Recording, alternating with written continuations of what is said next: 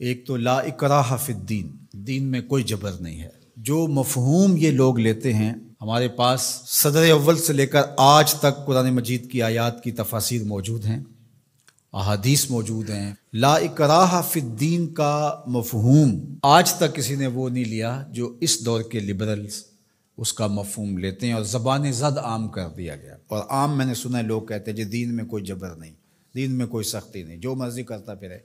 ریاست کی ریٹ موجود ہے، دین کی ریٹ موجود نہیں ہے، یہ کیا بات ہوئی؟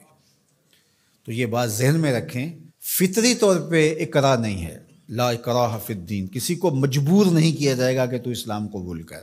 کسی کی کن پٹی پہ پسٹل رکھ کے یہ نہیں کہا جائے گا کہ اسلام قبول کر ورنہ تمہیں مار دوں گا، یہ نہیں کیا جائے گا۔ دوسرا یہ ہے کہ کوئی شخص اسلام لے آتا ہے تو پھر اس کا ہاتھ کٹنے لگے چوری کے بعد، تو وہ کہے کہ نہیں میں نہیں اس کو مانتا، لا اکراہ فی الدین، دین کے اندر کوئی جبر نہیں ہے۔ بدکاری کے اوپر اس کو سنگسار کیا جانے لگے تو وہ کہے لا اکراہ فی الدین۔ جب مال آئے گا تو زکوٰۃ اس کو دینا پڑے گی، اور اگر انکار کرتا ہے ریاست کی ذمہ داریوں میں شامل ہے کہ اس سے زکوٰۃ لے۔ حضرت ابو بکر رضی اللہ تعالیٰ عنہ نے فرمایا لو منعونی اقالا لقاتلتہم علی منعہ، فرمایا اگر ایک رسی کھجور کی جو نکیل کے طور پہ اونٹ کے ناک میں ڈالی جاتی ہے، اگر اس کے دینے کا بھی انکار کرتے ہیں تو کہا ابو بکر آرام سے نہیں بیٹھے گا جب تک وہ رسی وصول نہیں کر لیتا۔ تو آپ کہیں گے دین میں جبر کوئی نہیں، تو رسول اللہ سے دین آپ نے سیکھا تھا یا ابو بکر صدیق نے سیکھا تھا؟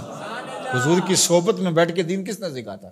تو وہ تو یہ مفہوم سمجھے، آپ کی ریاست کی ریٹ ہے تو دین کی ریٹ کیوں نہیں ہے؟ تو چند اردو کی کتابیں پڑھ لینے سے یا لبرلز نے جو صغرے کبرے ملا کر کے خود ساختہ تشریحات دین کی اب کر رکھی ہیں، اور وہ کچھ لوگوں کو بڑی اچھی چیزیں لگتی ہیں، تو وہ دین کا نیا یہ ایڈیشن، یہ اسلام نہیں ہے، اسلام دو نہیں ہے، اسلام ایک ہی ہے، وہ صدیوں سے وہی اسلام ہے جو محمد عربی لے کر تشریف لائے صلی اللہ علیہ وآلہ وسلم۔ تو ایک بات یہ ذہن میں رکھیے گا۔ اور دوسری بات جو اس ججمنٹ میں لکھی گئی، فیصلے میں، وہ قرآن مجید کی تحریف کی گئی تھی اور وہ محرف نسخے تقسیم کیے گئے تھے، یہ سارا فیصلہ جس پہ ہوا ہے، اور 5,000 روپے کے اسٹامپ کے اوپر ہی ضمانت دے دی گئی۔ ساتھ یہ لکھا گیا کہ قرآن کی حفاظت تو اللہ نے اپنے ذمہ کرم پہ لی ہے۔ اچھا، وہ جو بونے بونے لوگ ہیں نا، وہ کہتے ہیں لو تم بات کرتے ہو، انہوں نے 2 آیتیں لکھی ہیں۔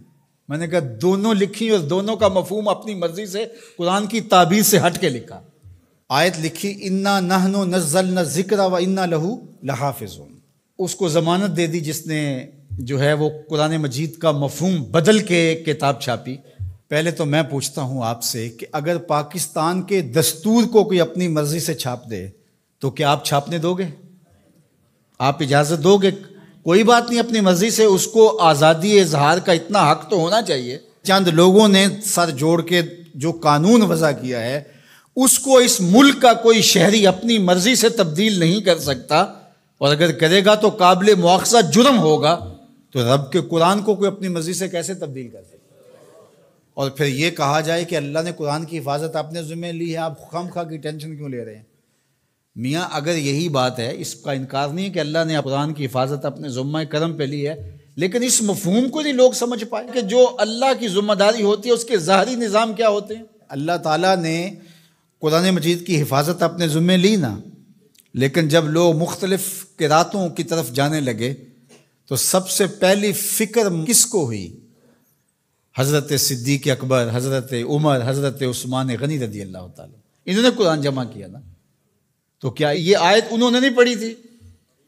تو جب لوگوں نے آ کے کہا کہ معاملہ خراب ہوتا جا رہا ہے تو قرآن کو جمع کیا جائے تو یہ بھی آیت پڑھ دیتے، انا نحن نزلنا الذکر و انا لہ لحافظون، اور بات ختم ہو جاتی، اور یہ اتنا کچھ نہ کرتے۔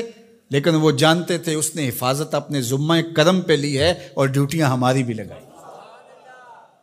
تو اللہ تعالیٰ جل شانہ کا نظام ہے، اور اس نظام کی ظاہری تنفیذ کے لیے ہوگا کچھ نہیں قرآن مجید کو، لیکن ہمارا امتحان ہے کہ تم نے کیا کیا۔ اور یہ آیت لکھ کر کے ایک اعلیٰ عدالت کے جج کے فہم اور دانش اور ان کی عقل اور ان کے دراک کو داد دینے کو جی چاہتا ہے۔ کتنے سادہ لوگ ہیں، اور قرآن مجید کی 2 آیات لکھی اور اس کا جو مفہوم تھا بالکل اس کے ہٹ کے استشہاد کیا۔ اور ختم نبوت کا مسئلہ کوئی عام مسئلہ نہیں ہے، اس لیے ہمارے ذمہ داران کو سوچنا چاہیے، اس وقت ملک میں جو سیاسی عدم استحکام ہے، معاشی بحرانوں میں ہم دبے ہوئے ہیں، تمہاری عدالتوں پہ پہلے کس کو اعتبار ہے؟ ذرا آ کے مخلوق میں بیٹھ کے ان کی باتیں تو سنو، تمہارے بارے میں یہ سوچتے کیا ہیں؟ اور تم اب مذہبی ایشوز کو چھیڑ رہے ہو، اور پھر شریعت کورٹ موجود ہے، یہ فیصلے ان کو دو تاکہ وہ صحیح طریقے کے ساتھ ان فیصلوں کو نپٹائیں۔ ہر چیز اپنے ذمے لے لینا اور پھر تماشا بن جانا جس طرف ملک کو لے جایا جا رہا ہے۔ کچھ لوگ تو یہ کہہ رہے ہیں کہ کچھ عالمی سازشوں کے ڈانڈے اس سے ملتے ہیں۔ میں سمجھتا ہوں کہ عالمی دسیسہ کاروں کو کچھ کرنے کی ضرورت ہی نہیں ہوتی ہے، ہماری حماقتیں ہی کافی ہیں ان چیزوں کو کرنے کے لیے۔ تو اللہ تعالیٰ جل شانہ حفاظت فرمائے اور اس وطن کی خیر فرمائے۔